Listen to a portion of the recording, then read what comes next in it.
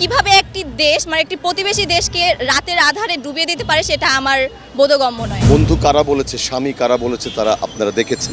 ভারত আমাদেরকে একেবারে লুটে পুটে খাচ্ছে। ভারতকে বন্ধু তারাই বলতো যারা ভারতের সহায়তা নিয়ে দীর্ঘদিন বাংলাদেশের ক্ষমতায় থেকে বাংলাদেশকে একটি করদ রাজ্য বানাতে চেয়েছিল। ফেলানিকে হত্যা করে কাটা ধরে তা ঝুলিয়ে রেখেছিল। এই একটা ছবি দেখলে পারেন যে আসলে ভারত আমাদের কিরকম বন্ধু। যে যেখান থেকে দেখছেন বাংলা ভিশনের নিয়মিত আয়োজন জনমতে আপনাদের সাথে আছি আমি শুভ খান। চলমান সমসাময়িক বিষয়গুলো তুলে ধরতে চেষ্টা করি এই অনুষ্ঠানের মাধ্যমে আপনাদের সামনে। আজকের বিষয় ভারত, আমাদের প্রতিবেশী দেশ। একই সাথে ভারতকে বলা হয় বাংলাদেশের বন্ধু। সেই বন্ধুর দেশের পানি এসে তলিয়ে যাচ্ছে বাংলাদেশের মানুষ। একে একে খুলে দেওয়া হচ্ছে সকল বাঁধ। এ বিষয় নিয়ে কি বলছে সাধারণ মানুষ, চলুন জেনে আসি। দেখুন, আমরা কখনোই ভারতকে বন্ধু বলিনি। বন্ধু কারা বলেছে, স্বামী কারা বলেছে, তারা আপনারা দেখেছেন। তারা আজকে পতিত স্বৈরাচার, তিনি ভারতে আশ্রয় নিয়েছেন।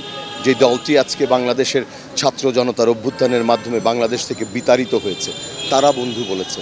ভারত সবসময় বাংলাদেশের ওপর দাদাগিরি করত, বড় ভাইমূলক আচরণ করত। আমরা সেটার প্রতিবাদ জানিয়ে এসেছি। ভারতকে আমরা প্রতিবেশী রাষ্ট্র হিসেবেই মনে করি এবং একটি প্রতিবেশীর সাথে সমতার ভিত্তিতে, ন্যায্যতার ভিত্তি যে সম্পর্ক, সেই সম্পর্ককে আমরা প্রাধান্য দিব এবং সেই সম্পর্কই আমরা আশা করি। তারা আমাদের এখন দেশে পানি যেহেতু প্রয়োজন নেই, কিন্তু পানি যখন প্রয়োজন তখন তারা পানি দিচ্ছে না, কিন্তু যখন আমাদের পানি প্রয়োজন নেই তখন তারা সম্পূর্ণ পরিমাণে বাঁধ খুলে দিচ্ছে, যেটা একেবারে আমাদের কাম্য ছিল না। আমাদেরকে সতর্ক সংকেত দিয়ে এই বাঁধগুলো ছেড়ে দেওয়া হতো, তাহলে সেই সাথে আমরা দেখতে পারতাম যে আমরা সতর্কতা অবলম্বন করে আমরা আমাদের নিরাপত্তা নিশ্চিত করে নিয়ে আমরা এখন সুষ্ঠুভাবে বাঁচতে পারতাম। যে স্বৈরাচার ছিল তাদের মধ্যেও কিন্তু স্বৈরাচার আছে, অবশ্যই তারা অবশ্যই একটা স্বৈরাচারের দল। এই জন্য আমাদের উপরে এই নির্মম হত্যাকাণ্ডের চেষ্টা চালানো যাচ্ছে, তারা চালায় যাইতেছে অনবরত। এবং আগে বাঁধ যে খোলা ছিল অর্ধেক বাঁধ, তারা পুরোটাই এখন 109টি বাঁধ খুলে দিছে। এটা তারা চাইতেছে বাংলাদেশ ধ্বংস হয়ে যাক। প্রথমত আপনাকে বুঝতে হবে ভারতকে বন্ধু কে বলতো। ভারতকে বন্ধু তারাই বলতো যারা ভারতের সহায়তা নিয়ে দীর্ঘদিন বাংলাদেশের ক্ষমতায় থেকে বাংলাদেশকে একটি করদ রাজ্য বানাতে চেয়েছিল, তারাই ভারতকে বন্ধু বলতো। আমরা সবসময় যেটা বলে এসেছি, ভারত বাংলাদেশের চিরশত্রু। ভারত বাংলাদেশকে একটি করদ রাজ্য বানিয়ে তাদের সুবিধা হাসিল করতে চায়। আপনি যদি পানি দেখেন, গরমের সময় তারা পানি দিবে না, আর বর্ষাকাল আসলে বাঁধ খুলে দেবে। আপনি যদি সীমান্তর দিকে তাকিয়ে দেখেন, তারা পাখির মতো মানুষকে হত্যা করে বিনা বিচারে, বিনা কারণে, শুটিং প্র্যাকটিস। তো ভারতকে বন্ধু হিসেবে তারাই বলে যারা ভারতের থেকে সহায়তা পেত, রয়ের থেকে সহায়তা পেত এবং ভারতকে তাদের সেবাদাস বানিয়ে রেখেছিল। আমরা কখনোই তাদেরকে বন্ধু হিসেবে স্বীকৃতি দেইনি। কিভাবে একটি দেশ মানে একটি প্রতিবেশী দেশকে রাতের আধারে ডুবিয়ে দিতে পারে সেটা আমার বোধগম্য নয়। আসলে রাতের অন্ধকারে এভাবে পানিতে সবাইকে যেভাবে তলিয়ে দিয়েছে এবং মানুষ নিজেদের জীবন তো দূরে থাক, মানুষ নিজের সম্পদ এগুলো কিছু নিয়েই বেরোতে পারেনি। তো আমি সর্বশেষ বলতে চাই যে আমাদের ভারত বন্ধু ছিল, কিন্তু এখন আর নেই।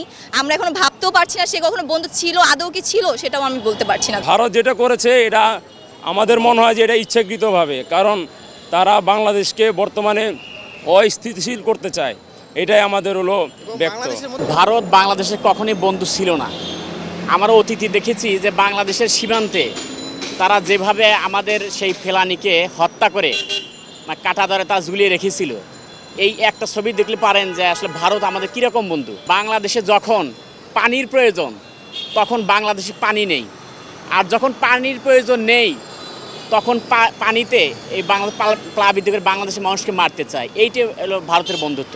আমি এটা দেখতেছি যে জোর যার মুলুক তার। দক্ষিণ এশিয়া একটি দাপটশীল দেশ ভারত, যা তার আশেপাশে যতগুলো দেশ আছে সবগুলোর সাথেই বন্ধুত্বপূর্ণ সম্পর্ক নেই বললেই চলে। শুধুমাত্র বাংলাদেশের সাথেই বন্ধুত্বপূর্ণ সম্পর্ক ছিল। আমাদের যে স্বৈরাচার সরকারটা ছিল সে ভারতকে অনেক কিছুই দিয়েছে, এমনকি সামনে যে শারদীয় দুর্গাপূজা আসছে সেখানে ইলিশ দিচ্ছে, পানি দিচ্ছে, মানে পানি তো আমাদের দিচ্ছেই না, একেবারে সব প্রকল্পই আমাদের সাথে নিচ্ছে, কিন্তু আমরা কোনো সুবিধা পাচ্ছি না। ভারত আমাদেরকে একেবারে লুটে পুটে খাচ্ছে। এক কথায় বলতে গেলে ভারত আমাদের থেকে জোর করে, স্বৈরাচার সরকার যেটা ছিল সেটা থেকে জোর করে দাবি আদায় করছে। এমনকি তাদের ক্ষমতায় থাকার জন্য যেই দাবিটা ছিল সেখানে ভারত সরাসরি তাদেরকে সাহায্য করেছে। 400 কিলোমিটার আমরা তাদের পাহারার ভিতরে থাকি সবসময়, বর্ডার গার্ডে। তো সেখানে তারা যে বন্ধুসুলভ যে আচরণটা করার দরকার প্রতিবেশী হিসাবে, এবং জাতিসংঘের যে আন্তর্জাতিক যে সীমানা আছে একটা দেশে, যে সীমানায় যেটা আচরণ করা উচিত তারা নিম্নতম করতেছে না, বন্ধু সুলভ আচরণ।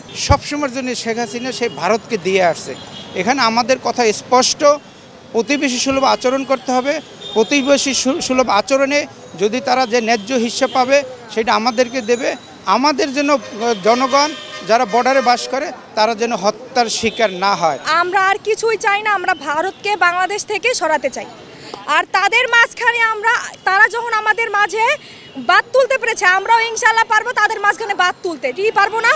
আমরা স্টুডেন্টরা, আমাদের টাকা দরকার নেই, আমরা স্টুডেন্টরা তাদের ওই বাদের বিনা পরিশ্রমে আমরা বাদ তৈরি করব। আমরা ভারতকে বন্ধু হিসেবে ভাবতেছিলাম, কিন্তু ভারত কি করলো? বাদে এই যে ইচ্ছা করা বাদটা করে দিয়া পানি ছেড়ে দিল। এতে কি হলো? বাংলাদেশের মানুষ কত বড় ক্ষতিগ্রস্তের মুখে পড়ছে। এতে কি হয়েছে? এটা কি বন্ধুত্বের পরিচয়? তাদের আচরণগুলোই প্রতিহিংসামূলক। আমাদের দেশ অস্থিতিশীল, এরকম একটা পরিস্থিতি। এই অবস্থায় তারা কোন বিবেকে এই সমস্ত বাঁধ খুলে দিতে পারে? তারা তো সাহায্যের হাত বাড়ালো না, বরঞ্চ দুর্গস্থ কীভাবে হয় গোটা দেশবাসী, সেটার জন্য তারা এই বাঁধ খুলে দিয়ে সেই ব্যবস্থাটাই করলো। বন্ধুর হাত কোত্থেকে তারা দেখালো? প্রতিবেশী দেশ ভারতকে নিয়ে এই ছিল সাধারণ মানুষের মতামত। দর্শক, দেখা হবে আগামী পর্বে নতুন কোনো বিষয় নিয়ে। সে পর্যন্ত ভালো থাকবেন, সুস্থ থাকবেন, বাংলা ভিশনের সাথেই থাকবেন।